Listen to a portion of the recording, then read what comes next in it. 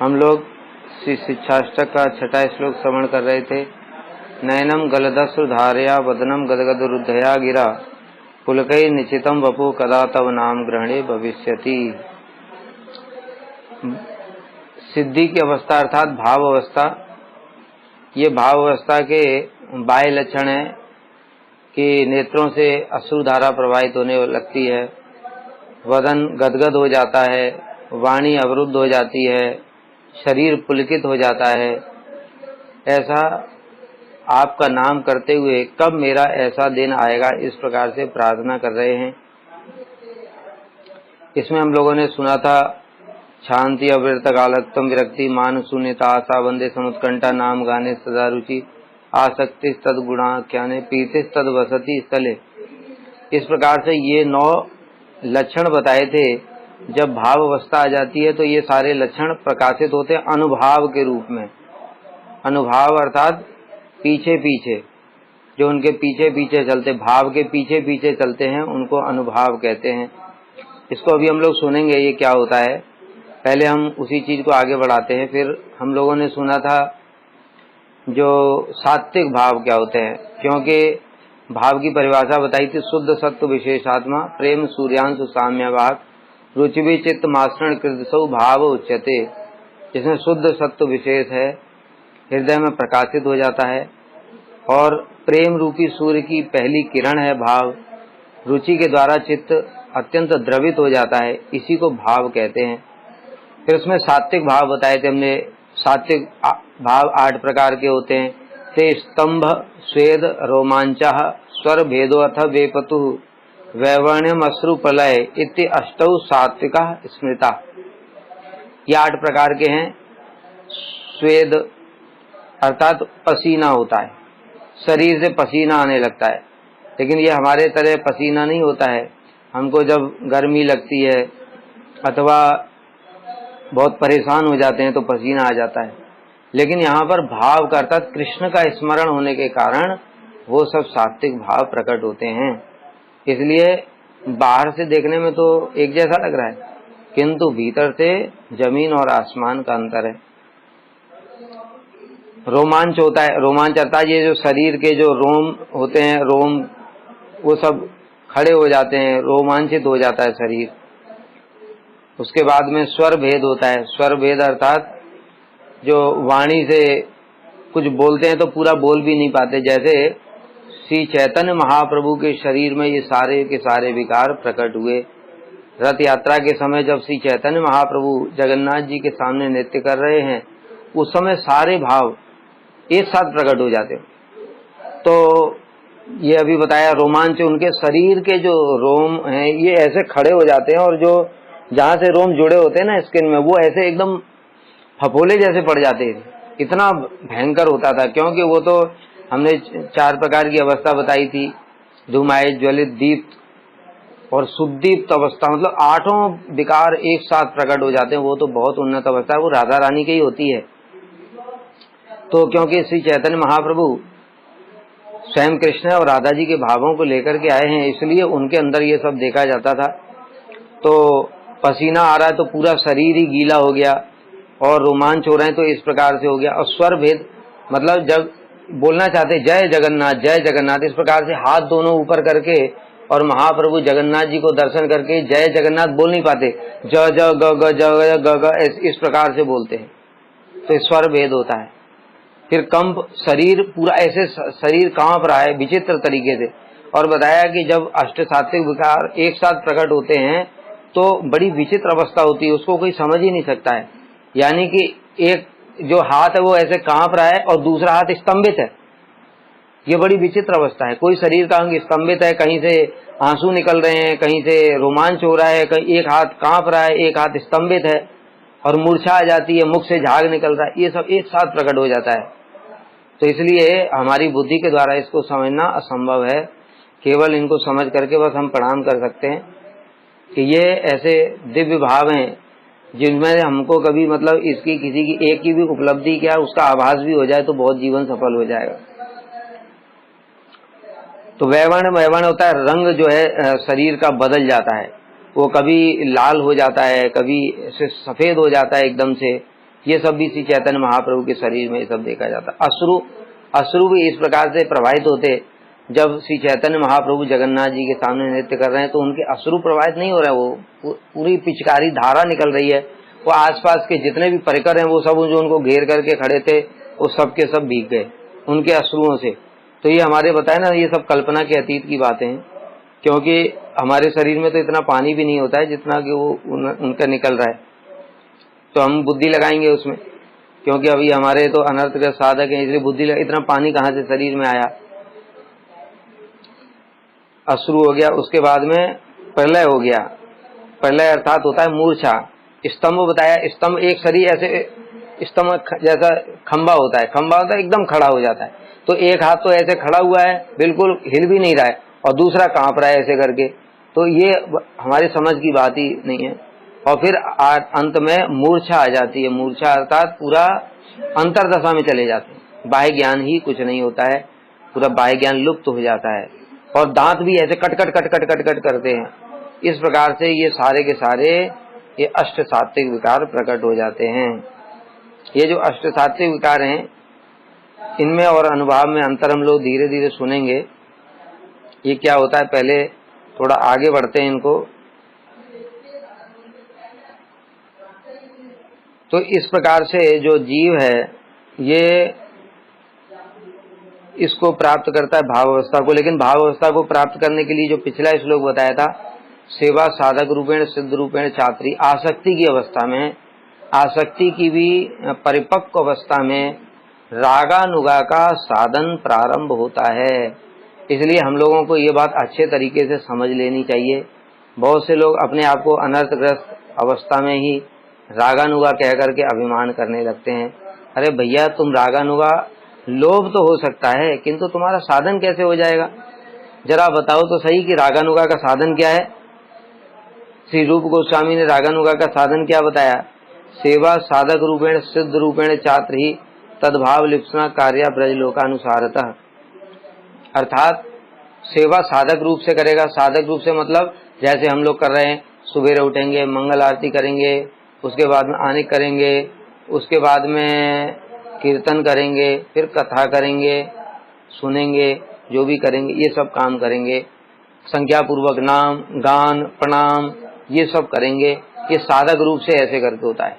और सिद्ध रूप से मतलब अर्थात अंतः चिंतित जो हमारा स्वरूप है, उस स्वरूप के अनुसार हम क्या करेंगे? तद्भाव लिप्सुना। तद्भाव लिप्सुना मतलब कि अपने अपने भाव के अनुसार उनको स्मरण भी करेंगे, उन लीलाओं का चिंतन करेंगे, उन रागानुगा जो रागात्मक साधक हैं, जैसे सख्य हैं, वात्सल्य हैं, मधुर हैं, उन जो सिद्ध लोग हैं, जैसे सख्य के हैं सीधाम सुदाम मधुमंगल इत्यादि, वात्सल्य के यशोदा मैया नंद बाबा इत्यादि, और मधुर की गोपियां इत्यादि, इन सब के भावों के अनुसार में जिसका जो भाव है उसके अनुसार हम अंतः चिंतित देह से कृष्ण की सेवा की भावना करेंगे। अब ये बताओ, जिसके अंदर काम क्रोध मोह लोभ भरा पड़ा है, अथवा निष्ठा वाला भी साधक है, उसको अनर्थ दूर होकर के निष्ठा में भी प्रवेश कर गया, लेकिन उसको पता ही नहीं है मेरा स्वरूप क्या है, तो तुम क्या क्या चिंता करोगे बताओ? सभी ऐसे बोलने से मंजरी तो हो नहीं जाएंगे।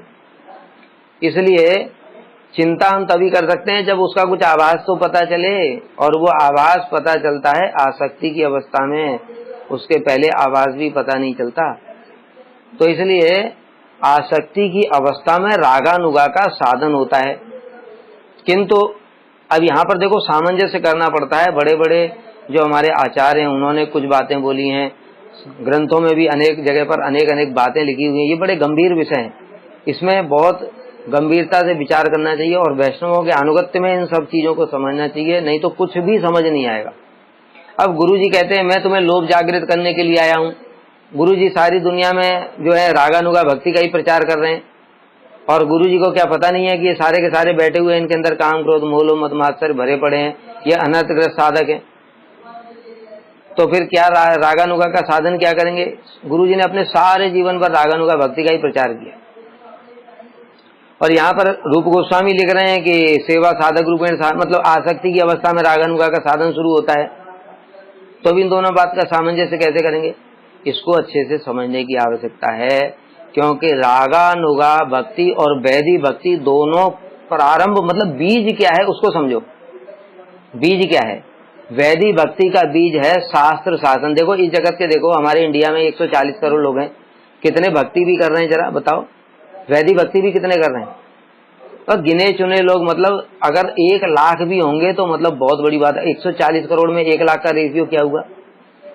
तो इसलिए भक्ति कोई साधारण बात नहीं है। तो वैधि भक्ति करने वाले लोग भी बहुत कम हैं, मतलब जो शास्त्र के शासन से भी डरते हैं। अरे शास्त्र को ही नहीं मानते 140 करोड़ लोग। साइंस का जमाना है, सब कहते शास्त्र किसने देखा, भगवान किसने देखा, ये सब कुछ नहीं है, सब बेकार की बातें, कल्पना है। तो उसमें से कोई होते हैं जो शास्त्र को मानते हैं, तो शास्त्र को मान करके वो भयभीत होते हैं, अरे हमको नरक में जाना पड़ेगा, फिर संसार जन्म मरण, अरे फिर गर्भ में आना पड़ेगा। जैसे हम लोगों ने पहले सुना, पहले श्लोक में भव महादावाग्नि निर्वापणम, भव महादावाग्नि, ये संसार कैसे दावा न ले। इसको जो समझ करके डरेगा, डर करके फिर भक्ति करेगा, ये प्रवर्तक है वैधि भक्ति का। शास्त्र के शासन के भय से ये भक्ति प्रवर्तित होती है। और दूसरा जो रागानुगा भक्ति होती है उसका प्रवर्तक होता है लोभ। लोभ अर्थात होता है किसी वस्तु को प्राप्त करने की हृदय में तीव्र उत्कंठा। अब ये बताओ लोभ कैसे जागृत होता है? इस जगत में ही देख लो, किसी जड़ वस्तु की ओर ही देख लो। कोई बच्चा है वो डॉक्टर बनना चाहता है, क्यों बनना चाहता है? वो देखता है अरे डॉक्टर, ये इसकी बड़ी वैल्यू है, ये है। अरे आईएएस, इसके नीली बत्ती लेकर के घूम रहा है, सारी दुनिया सरसर कर रही है। अरे प्रधानमंत्री, ये तो पूरा देश में एक ही है। तो इस प्रकार से जो चीज जिसकी हम महिमा सुनते हैं, उसकी महिमा सुन करके हृदय में उस वस्तु को प्राप्त करने के लिए तीव्र उत्कंठा जो जागृत होती है, उसको लोभ कहते हैं। यही रागानुगा का प्रवर्तक है। तो अभी हम आसक्ति की अवस्था में क्या उड़ कर तो पहुंच नहीं जाएंगे, गुरुजी जानते हैं अच्छी तरीके से। तो कम से कम एक जन्म में इनके अंदर बीज तो डाल दूं। अगर वो बीज पड़ गया तो धीरे धीरे खाद पानी डलते डलते डलते डलते वही एक जन्म में आसक्ति की अवस्था में पहुंच जाएगा। तब ये रागानुगा का साधन करेंगे। लेकिन हम इतने बड़े मूर्ख हैं, किसी की बात को, ना तो शास्त्र की बात रूप गोस्वामी की समझ में आती है, ना गुरुजी की समझ में आती है। अनर्थग्रस्त अवस्था में क्या कहते हैं, रागानुगा का साधन शुरू कर देते हैं और गुरुजी का ब्रांड लगा देते हैं। गुरुजी तो बोल रहे हैं, ये हो गया। गुरुजी क्या बोल रहे हैं, किसके लिए बोल रहे हैं, क्यों बोल रहे हैं, उनके मन के भावना को तो समझा ही नहीं। जैसे गुरुजी कहते हैं टोन, एक टोन बड़ी इंपॉर्टेंट चीज है। अभी कल ही मैसेज आया था, तो वो टोन किस भावना से बोल रहे हैं वो समझ में आना चाहिए। वो जगत में रागानुगा भक्ति का बीज देने के लिए आए हैं, लेकिन साधन अपने अधिकार के अनुसार ही करना पड़ेगा और हृदय में लोभ भी रखना पड़ेगा। और वो लोभ रखने के लिए, जैसे अभी बताया कि कोई बच्चा है आईएएस बनना चाहता है, उसको लोभ तो हो गया। अब लोभ क्या, बैठे बैठे सोता रहेगा और डे ड्रीमिंग करता रहेगा, मैं आईएएस बनूंगा, नीली बत्ती में घूमूंगा, और पड़ा पड़ा खा रहा है, सो रहा है, बस हो गया, हो जाएगा उससे। क्या करेगा वो? दिन रात मेहनत करता है, क्योंकि साधारण बात नहीं है इतना एक आईएएस बनना। तो इसलिए फिर वो मेहनत करता है। हमने देखा 14-14, 16-16 घंटा पढ़ाई करते हैं, दिन रात पढ़ते हैं, कोचिंग करते हैं, ये करते हैं, इतना। उसी प्रकार से पहले वैधि भक्ति का ही तीव्र साधन प्रारंभ हो जाएगा। रागानुगा भक्ति का जो साधन है लोभ के साथ में होगा, वही श्रवण कीर्तन स्मरण वंदन इत्यादि, लेकिन उसमें बड़ी तीव्रता रहती है, क्योंकि उसको प्राप्त करने की तीव्र उत्कंठा है। इस प्रकार से साधन होता है। और जब पहुंचते पहुंचते फिर निष्ठा आ जाएगी भजन में, फिर और तीव्र साधन होगा, रुचि आएगी। रुचि के बाद जब आसक्ति में प्रवेश कर जाएगा, उसके भाव का आभास हो जाएगा, उसको जब आभास हो जाएगा तब रागानुगा का साधन वास्तविक रूप में शुरू होगा। तब तक कॉमन ही चलता है दोनों का साधन, तब तक दोनों का साधन में कोई अंतर नहीं होता है। दोनों मतलब वैधि भक्त भी और रागानुगा भक्त भी दोनों ही श्रवण कीर्तन स्मरण ये सब दोनों संख्या पूर्वक नाम गान नतवी ये सब करेंगे। और आसक्ति की अवस्था में फिर जाकर के जो रागानुग साधक है वो अपने अंतः चिंतित देह से अर्थात भावना करेगा कि मैं ललिता सखी की, जैसे ठाकुर भक्ति विनोद करें, ललिता सखीर अयोग्य किंकरी, मैं ललिता सखी की अयोग्य किंकरी हूँ। रूप मंजरी मुझे कब इस प्रकार से आदेश प्रदान करेंगी, मैं रमण मंजरी मतलब गुरु जी के अनुगत्य में मैं सेवा करूंगी, और कब गुरु जी मुझे इस प्रकार से आदेश प्रदान करेंगे कि तुम थोड़ा राधा जी के चामर डुला दो, बीजन कर दो, चरण दबा दो, इस प्रकार से तब वो साधन शुरू होता है। और अभी ये जो सहजिया लोग हैं वो अनर्थग्रस्त अवस्था में भी हृदय में काम क्रोध मोह लोग हैं, और यहाँ माथे पे बिंदी लगा लिया और यहाँ पे लिपस्टिक लगा लिया पुरुष शरीर में ही, और चूड़ियां पहन ली और साड़ी पहन ली और नाच रहे हैं। ये पाखंडी हैं, ये तो नरक में जाएंगे, ये नरक में जाने वाले। क्योंकि रूप गोस्वामी किसका अनुगत्य कर रहे भाई तुम? रूप गोस्वामी की भी बात नहीं मानते, तो रूप गोस्वामी की बात नहीं मानते तो चैतन्य महाप्रभु की बात तो ऐसे ही मानते नहीं, क्योंकि रूप गोस्वामी जो कह रहे हैं वो सब महाप्रभु ही कह रहे हैं, जो श्री सनातन गोस्वामी ने कहा सब कुछ महाप्रभु कह रहे हैं। तो इस प्रकार से जो साधक है वो भजन करेगा, और भजन करते हुए रागानुगा भक्ति में जो 5 प्रकार का भजन अनुष्ठान होता है, यही बताया कि फिर ये विशेष हो जाता है, ये विशेष हो जाता है। अब ये वैदिक भक्ति से बिल्कुल अंतर हो जाता है।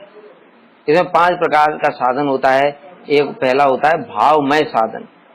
भावमय साधन अर्थात देखो तब तक रुचि तक कॉमन ही करेंगे, क्योंकि रुचि तक की अवस्था तक भी उसको अपना स्वरूप का पता ही नहीं है, इसलिए वो ऐसा नहीं है कि अब जब रामनवमी आ गई तो बैठ करके, अब हम लोग ऐसा करते हैं जो रामनवमी के प्रति उदासीनता दिखा रही है, अपराध हो जाएगा हमारा, क्योंकि हमारा भी कृष्ण के प्रति इतनी आसक्ति तीव्र है ही नहीं, प्राप्त करने की लालसा, और हमको तो भेद बुद्धि और करेंगे।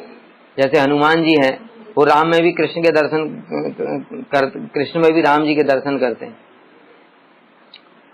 तो ऐसी अवस्था तो है नहीं हमारी, और हम बस बुद्धिपूर्वक नहीं, हमको ये नहीं करना है वो नहीं करना है, किसी की पूजा नहीं करनी। यद्यपि अपने इष्ट में शुरू से ही निष्ठा होना बहुत बड़ी बात है, होना अच्छा है, लेकिन साधन के समय में कोई भेदभाव नहीं करना है, और धीरे धीरे कृष्ण के प्रति वो बढ़ता जाएगा बढ़ता जाएगा।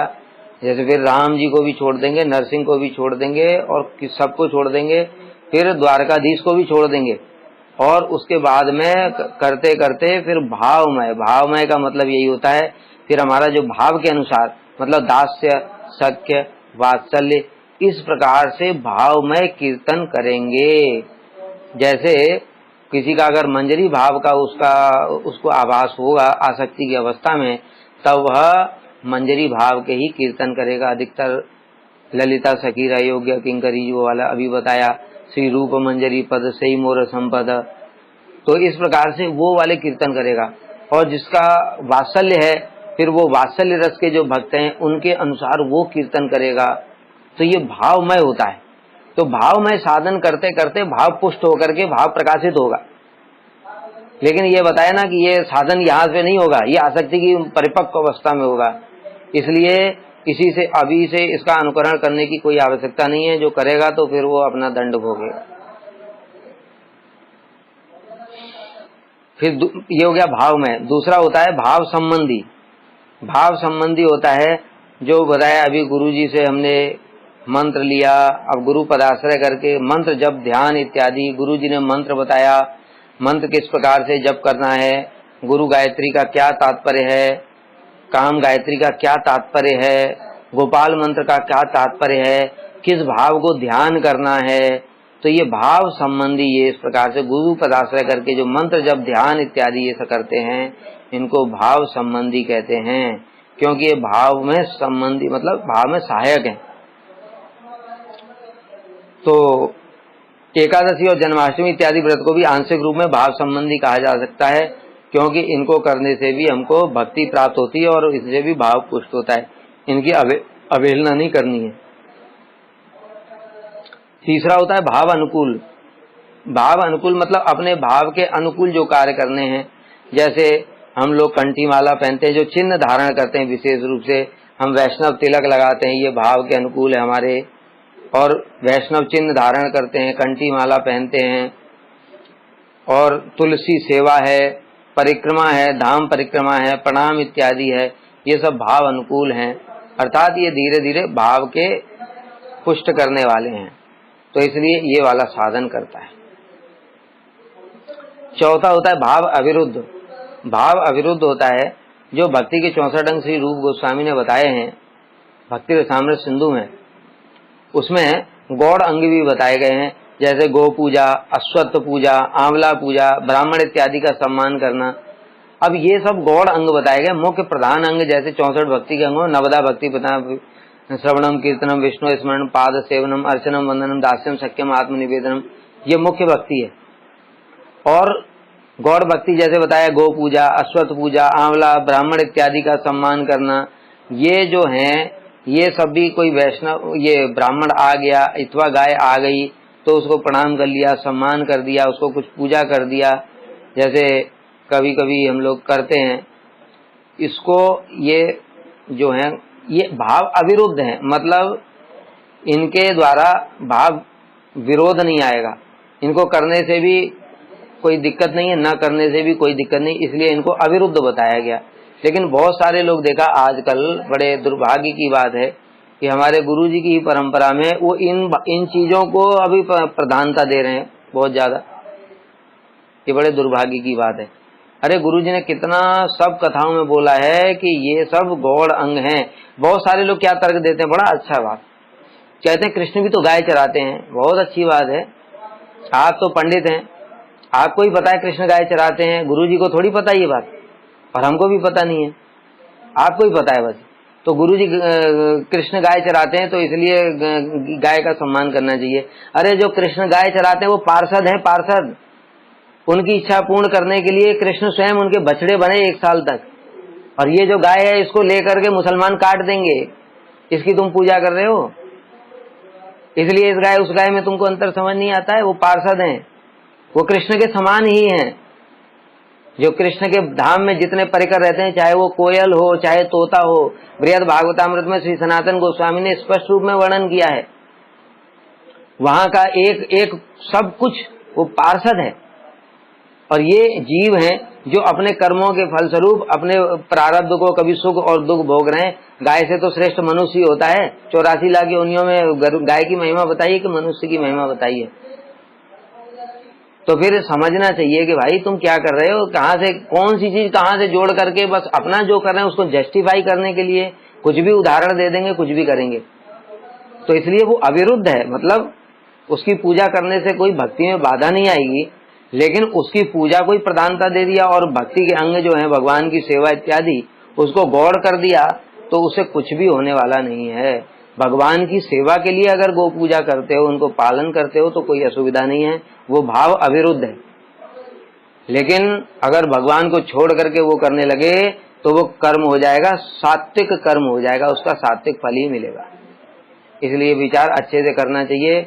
गुरुजी ने जो कुछ भी बताया वो सब कुछ परफेक्ट है, सब कुछ शास्त्र के सम्मत है, और गुरुजी ने इन सब चीजों को ज्यादा महत्व तो नहीं दिया कभी भी, लेकिन आज लोग कर रहे हैं अपने हिसाब से।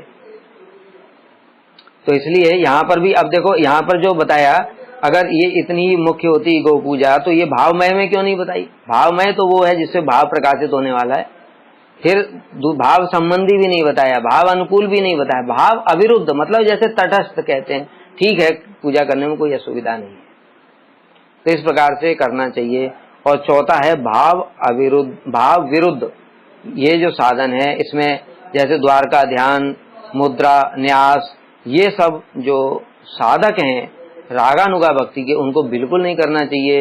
ये भाव विरुद्ध हैं, क्योंकि भाव जैसे हमारा भाव है मधुर भाव, ब्रज का भाव है, और हम चिंतन कर रहे हैं द्वारका का, इससे क्या हो जाएगा, ये भाव विरुद्ध हो जाएगा। और अब भाव ऐश्वर्य प्रधान होने के कारण, ऐश्वर्य प्रधान साधन होने के कारण भाव प्रकाशित नहीं होगा, इसलिए भाव विरुद्ध कार्य नहीं करने हैं। तो इस प्रकार से सेवा साधक रूपेण सिद्ध रूपेण करते करते तब गुरुजी उनको थोड़ा कृपा करके और भाव को प्रकाशित करवाते हैं। भाव को प्रकाशित करते, भाव कैसे प्रकार से प्रकाशित होता है? 2 प्रकार से, एक साधन अभिनिवेशज, एक कृष्ण और तद भक्त प्रसाद। 2 प्रकार से भाव प्रकाशित होगा हमारे साधन से। मतलब साधन से यद्यपि बोल तो दिया जाता है साधन से होता है, किंतु वास्तव में उसमें भी कृपा युक्त होती है। तो साधन अभिनिवेशज भाव जो होता है फिर वो 2 प्रकार का हो गया, एक वैदिक भक्ति से, एक रागानुगा भक्ति से। जैसे उदाहरण देते हैं, वैदिक भक्ति से उत्पन्न साधन अभिनिवेशज, नारद जी का उदाहरण है। पूर्व जन्म में नारद जी ने साधुओं की कथा सुनी, साधुओं की कथा सुन करके उनको अनर्थ दूर हो गए, निष्ठा उत्पन्न हो गई, रुचि भी हो गई, उनकी माँ मर गई और उसके बाद सीधे जंगल में चले गए, वहां पर बैठ करके भजन साधन किया, और उस साधन के फलस्वरूप उनको भगवान की कृपा प्राप्ति, भगवान का दर्शन हो गया। ये जो दर्शन मतलब स्फूर्ति हुई थी, यही भाव का लक्षण है कि उसमें स्फूर्ति इत्यादि होती है। प्रेम सूर्यांशु साम्य भाग हमने बताया था, प्रेम रूपी सूर्य की पहली किरण है। तो ये नारद जी का जो है ये है वैदी भक्ति से उत्पन्न भाव। दूसरा रागानुगा भक्ति से उत्पन्न भाव है। पद्म पुराण में चंद्रकांति का वर्णन है। एक भक्त थी चंद्रकांति उनका नाम था, और वो कृष्ण के प्रेम में सारी रात नृत्य करती रहीं, और उनको इस प्रकार से भाव उदित हो गया। उनके स्वाभाविक प्रेम था, लेकिन उन्होंने साधन ही किया, मतलब उनकी कृपा नहीं हुई। साधन करते करते रागानुगा भक्ति का जो अभी बताया, सेवा साधक रूपेण सिद्ध रूपेण, अपने भाव के अनुसार ही कृष्ण की प्रीति के लिए जैसे सारी रात वो नृत्य कर रही हैं, तो नृत्य करते करते ही उनको कृष्ण की कृपा प्राप्त हुई और उनको कृष्ण की स्फूर्ति हुई। तो ये साधन अभिनिवेशज हो गया। और फिर उसके बाद होता है कृष्ण प्रसादज और कृष्ण भक्त प्रसादज, अर्थात कृष्ण की कृपा से और कृष्ण भक्तों की कृपा से। तो ये जो कृष्ण की कृपा से होता है ये होता है फिर 3 प्रकार का। प्रसादा वाचिक आलोक दान हार्दादेव हरे, अर्थात वाचिक आलोक दान मतलब दर्शन के द्वारा, और तीसरा हार्दिक हृदय के द्वारा। ये 3 प्रकार से भगवान कृपा करते हैं। जैसे वाचिक का उदाहरण बताया कृष्ण की कृपा से, भगवान नारद पंचायत में वर्णन है, भगवान ने एक ब्राह्मण को कहा, हे ब्राह्मण, समस्त मंगलों में सर्वश्रेष्ठ सदा मेरी अव्यभिचारिणी भक्ति तुमको प्राप्त हो जाए। बस भगवान ने बोल दिया तो प्राप्त हो गया। जैसे श्री चैतन्य महाप्रभु ने भी इस प्रकार से बहुत सारे भक्तों को कृपा की। जैसे गुरु जी भी ऐसे कृपा करके कभी कभी बोल दिया राधा दास्यम प्राप्त हो जाए, बस वो आशीर्वाद दे दिया तो उनको भाव प्राप्त हो जाएगा, इस प्रकार से। और दूसरा आलोक दान। आलोक दान अर्थात होता है कि दर्शन करते ही, भगवान का दर्शन करते ही, भगवान के दर्शनों के कारण ही चित्त द्रवित हो गया और कृष्ण में मन आविष्ट हो गया और उनका भाव प्रकाशित हो गया। जैसे यहाँ पर वर्णन आता है, राम जी जब गए थे वहां पर मिथिला में गए थे, तो वहां पर बहुत सारी स्त्रियां वो राम जी से नजर हटा ही नहीं पाई और उनके प्रेम उत्पन्न हो गया और उनको पति रूप में प्राप्त करने की इच्छा करने लगी। दंडकारण्य के वासी भी हैं इसी प्रकार से। और भी आता है इसमें, कुरजांगल प्रदेशवासी कृष्ण के दर्शन करते ही आर्द्र चित्त हो गए और कृष्ण से नेत्रों को हटा ही नहीं सके, तो चित्त द्रवित हो गया और नेत्र कृष्ण में लग गए। ये कृष्ण के दर्शन से हुआ ये भाव प्रकाशित, इस प्रकार से। जैसे श्री चैतन्य महाप्रभु का भी दर्शन करके अनेक सारे ये जितने भी दक्षिण भारत गए थे कि महाप्रभु के दर्शन करते ही शरीर में रोमांच कंप अश्रु पुलक हो गया, इस प्रकार से हो गया। और तीसरा होता है हार्दिक। हार्दिक अर्थात होता है जो कृपा कृष्ण के हृदय में ही विराजमान, अर्थात कृष्ण ने बस हृदय से ही कृपा कर दी। जैसे श्री सुखदेव गोस्वामी के ऊपर में हुआ है। अब सुखदेव गोस्वामी के ऊपर तो कहीं वर्णन नहीं मिलता है, क्योंकि उन्होंने तो जन्म लिया और जन्म लेते ही तो वो परमहंस हैं, और परमहंस हैं उसके बाद में बस व्यास जी ने बस उनको बुलाया और बस वो शुरू हो गया उनका तो भक्ति। तो यहाँ पर कहीं देखा नहीं जा रहा कि किसी प्रकार से कृपा हुई, लेकिन वो हृदय में ही कृपा कर दी। जैसे सुख संहिता में बताया गया, हे व्यास जी, आपके यहाँ परम भक्त श्री सुखदेव गोस्वामी उत्पन्न हुए हैं, जिनको बिना साधन के ही कृष्ण भक्ति प्राप्त हुई है। तो इस प्रकार से हार्दिक हृदय से ही, जैसे गुरु जी भी हैं, गुरु जी कहीं पर भी बैठे और उन्होंने बस इच्छा कर दी इसके ऊपर कृपा हो जाए, इसका मंगल हो जाए, बस उसका मंगल हो गया। तो इस प्रकार से ये तो कृष्ण प्रसादज की बात चली, अर्थात कृष्ण की कृपा से। अभी तदभक्त प्रसादज में गुरु जी का नाम आएगा। तो दूसरा होगा तदभक्त प्रसादज। जैसे हम लोग देखते हैं नारद जी कयादू को ले गए अपने आश्रम में, प्रहलाद जी गर्भ में ही हैं और प्रहलाद जी को गर्भ में ही नारद जी ने कृपा कर दी। और उसके बाद प्रहलाद तो जन्म से ही नैसर्गिकी भक्ति रस से राजन, जो जब ये हिरण्यकश्यपु ने पूछा, अरे दुष्ट तू ये बता तेरी रति कृष्ण में कैसे लग गई, न इनने लगाई है न किसी ने लगाई है, तो कैसे लग गई?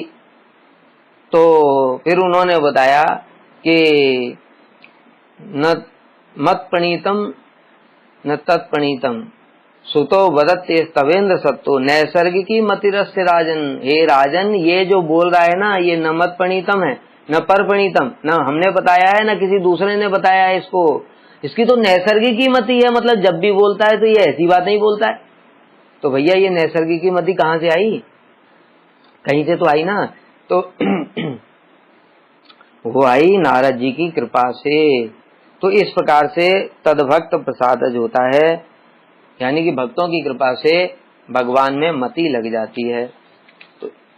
तो ये हो गया भाव का प्रकाशित होने।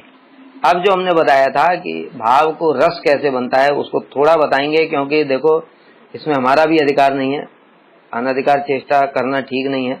हाँ, बस ये है कि गुरुवर्ग ने इतनी बड़ी संपत्ति दी है तो इसको जान लेना भी आवश्यक है, क्योंकि जानने से ही लोभ जागृत होता है। कम से कम प्रार्थना कर सकते हैं कि गुरुदेव कब आपकी कृपा से इस रस का कभी जीवन में एक आभास सा ही हो जाए। तो जब थोड़ा जानते हैं तभी वो आवाज भी होता है। और अभी बताया ना, जानने से थोड़ा लोभ भी होता है।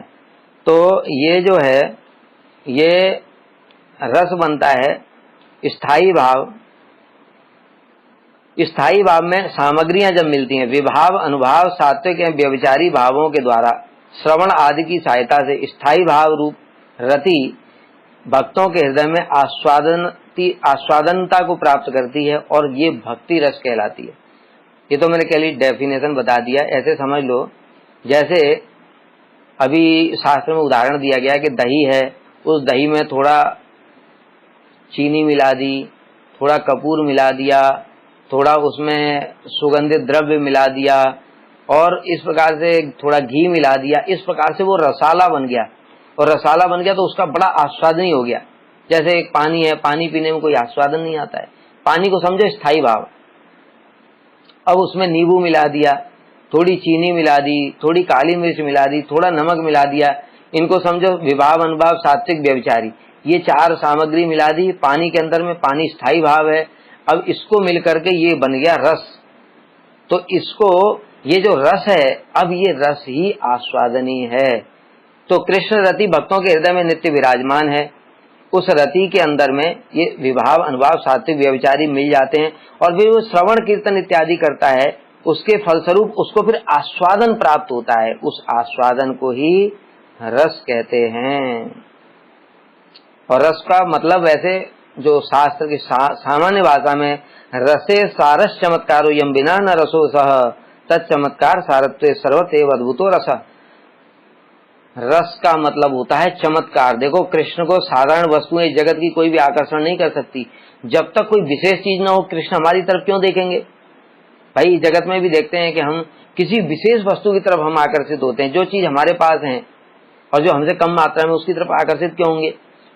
इसलिए कृष्ण भी बड़ी विशेष वस्तु की तरफ, अर्थात जब हमारे अंदर में स्थायी भाव प्रकाशित हो जाता है और कृष्ण की सेवा करने की तीव्र उत्कंठा होती है, बड़े बड़े विचित्र विचित्र भाव उत्पन्न होते हैं सेवा करने के लिए, तब वो जो रस बन जाता है, तब वो कृष्ण को आस्वादन ही होता है।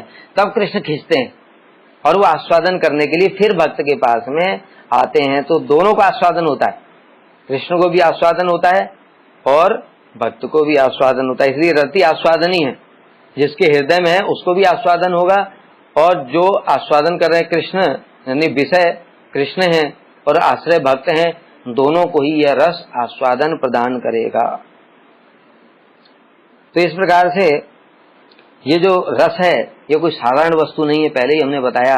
इसके लिए पूर्व जन्म का संस्कार होना चाहिए, रागानुगा भक्ति का, और इस जन्म का मतलब जो इस जन्म में भी ऐसे संग प्राप्त होना चाहिए, रसिक भक्तों का संग। मतलब ये सब पढ़ करके तब समझ में आता है। गुरुजी बार बार कहते थे रसिक भक्तों का संग, रसिक भक्तों का संग। अरे हमारे अभी अनर्थ है, उससे क्या होगा, मतलब समझ ही नहीं आता था। अरे वो इतनी ऊंची बात, सब समय वो लोभ के लिए बात करते थे। अरे जो रसिक भक्तों का संग प्राप्त होगा तब ये रस के लिए लोभ होगा। और उनके अभी जिसको मान लो जो एडवांस स्टेज में पहुंच चुके हैं, उनको लोभ भी है, मान लो कोई आसक्ति इत्यादि में पहुंच चुका है, तो उस रसिक भक्तों के संग की कृपा से उनको भाव प्रकाशित होगा, किंतु अभी भी रस नहीं बनेगा वो। तो इस जन्म की वो सुकृतियां इस प्रकार की होंगी रस वाली, फिर अगले जन्म में जाकर ही फिर रसिक भक्तों का संग प्राप्त होगा, तब जाकर के वो रस बन पाएगा। इसलिए ये कोई साधारण चीज नहीं है। यदि कोई साधन करते करते इसी जन्म में रति प्राप्त कर लेता है तो अगले जन्म में ही उसे भक्ति रस का आस्वादन होगा। भक्ति रसामृत सिंधु में ये बात बताई गई है। और कैसे रस बनेगा? निरपराध बताया, श्रवण कीर्तन करते करते चित्त शुद्ध होगा, शुद्ध सत्व उसमें प्रकाशित होगा, फिर भक्तों के प्रति प्रेम होगा, रसिक भक्तों का संग होगा। ये सब करते करते, श्रवण कीर्तन करते करते फिर रति उदित होगी। रति उदित होगी, वो पिछले जन्म का संस्कार रहेगा, अगले जन्म में भगवान रसिक भक्तों का संग प्रदान करेंगे। उनके संग की प्राप्ति से पूर्व जन्म और इस जन्म की वासनाएं ये सब मिल करके रस उत्पन्न करेंगी। तो ये जो है फिर 4 प्रकार के होते हैं, विभाव, अनुभाव, सात्विक, व्यभिचारी। जो पिछली क्लास में किसी भक्त ने प्रश्न किया था, यद्यपि प्रश्न तो बहुत ऊंचे लेवल का है और हमारा भी अधिकार नहीं है बताने का, तब भी थोड़ा सा एक डेफिनेशन टाइप में ही उनको बता देते हैं। विभाव होता है जिसमें रति का आस्वादन किया जाता है तथा जिसके द्वारा रति का आस्वादन किया जाता है। मतलब भक्त जिनके हृदय में वो रति है और भगवान जो उस रति का आस्वादन करते हैं, इनको विभाव कहते हैं। फिर ये 2 प्रकार का होता है, आलम्बन और उद्दीपन। इतना हम डिटेल में नहीं जाएंगे। और फिर आलम्बन फिर से मतलब बताया ना, ये बहुत विस्तार है, ये रस कोई साधारण वस्तु नहीं है, इसलिए आलम्बन और उद्दीपन फिर से विषय आलम्बन, आश्रय आलम्बन। विषय आलम्बन कृष्ण है, आश्रय आलम्बन भक्त हैं। आश्रय आलम्बन समझो जिनके हृदय में रति रहती है, और विषय आलम्बन है जो कृष्ण जो रति का आस्वादन करते हैं, और आश्रय आलम्बन है भक्त। इसको कहते हैं विभाव। रति आस्वादन के कारण को ही विभाव कहा जाता है। कृष्ण और कृष्ण भक्ति रति आस्वादन के कारण है। मतलब भक्त भी होने चाहिए और भगवान भी होने चाहिए। भक्त जिनके हृदय में रति रहेगी और भगवान जो रति का आस्वादन करेंगे, तो जो रति के आस्वादन के कारण है अर्थात कृष्ण और कृष्ण भक्त, इनको ही विभाव कहा जाता है। अनुभाव किसे कहते हैं? विभाव, अनुभाव, सात्विक, व्यभिचारी, 4 प्रकार के होते हैं। सामग्री है रस की। अनुभाव होता है चित्त में स्थित भावों के अर्थात कृष्ण रति के परिचायक। अर्थात जैसे कोई किसी के हृदय में कृष्ण रति उत्पन्न हो गई, अनुभाव, अनु माने होता है पीछे, भाव माने भाव, भाव उत्पन्न हुआ, भाव के पीछे पीछे जो भाव उत्पन्न होते हैं उनको अनुभाव कहते हैं। जैसे हम लोग एग्जाम्पल देखते हैं, जगत में भी हर समय सब चीजें ऐसे नहीं पता चल जाती। किसी को बुखार है, भीतर में टेम्परेचर है, अब टेम्परेचर है तो पता कैसे चलता है? शरीर पीला पड़ गया है, आंखें लाल हो गई हैं, इस प्रकार से वो पता चलता है शरीर में। तो इसी प्रकार से क्रोध भी भीतर में दिखाई नहीं देता है, क्रोध भीतर में दिखाई नहीं दे रहा है, लेकिन जब क्रोध से मुंह लाल हो गया है, चेहरे से ही पता चल जाता है इसको क्रोध है, तो ये अनुभाव हो गया।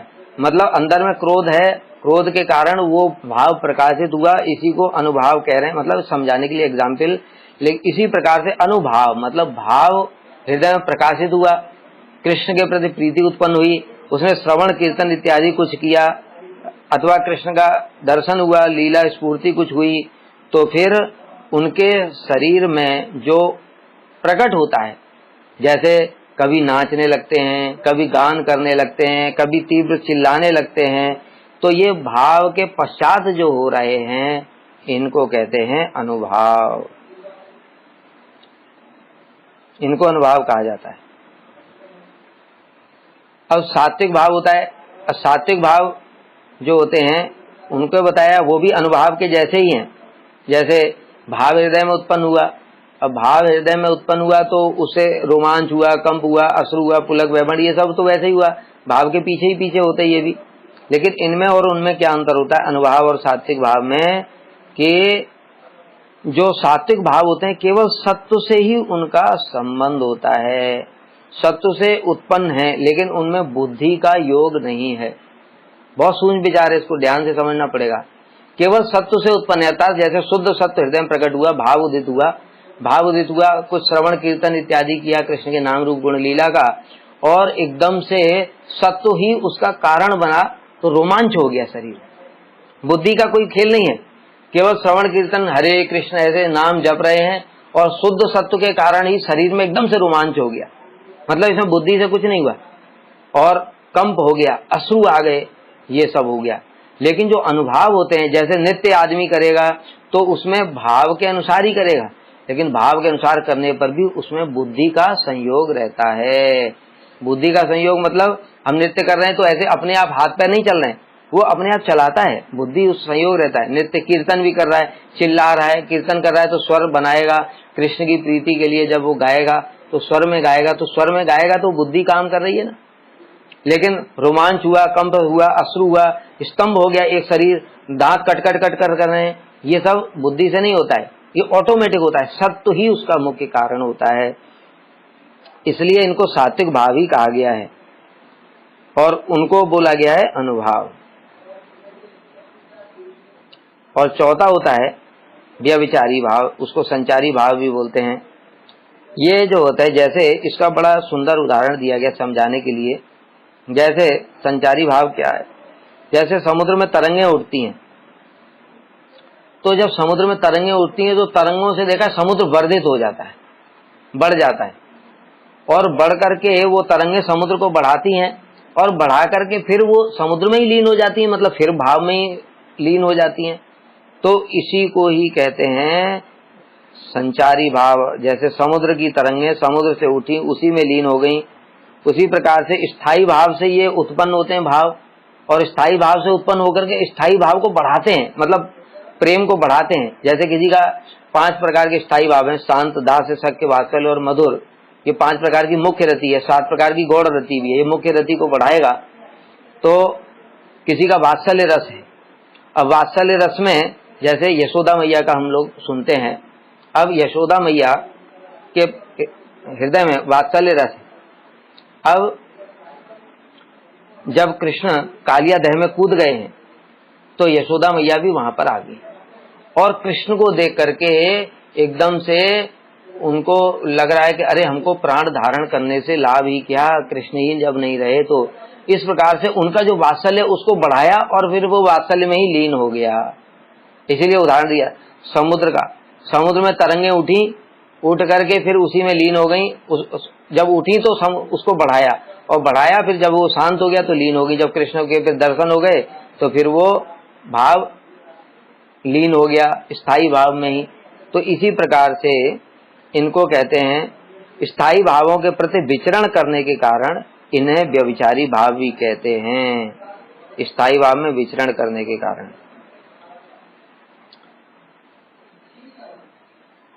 इन सब व्यभिचारी भाव की गति, ये व्यभिचारी भावों की गति को संचरित करते हैं, मतलब बढ़ाते हैं। जैसे बताया ना कि समुद्र को तरंगें बढ़ाती हैं। ये 33 प्रकार के होते हैं, भ्रू, नेत्र, अंग, निर्वेद, विषाद, शोक इत्यादि। जैसे कृष्ण मथुरा चले गए या कहीं विरह में जो राधा जी हैं वो कह रही हैं जब कृष्ण का दर्शन ही नहीं होगा तो इन प्राणों को धारण करने से भी क्या लाभ है। ये विषाद, ये और उसको जो मधुर रस है उसको स्थायी भाव को बढ़ाया और उसके बाद उसी में लीन होकर के खत्म हो जाते हैं। वैसे 33 प्रकार के होते हैं। इनमें हमको विस्तार से जाने की मुझे जरूरत नहीं है क्योंकि मेरा अधिकार भी नहीं है।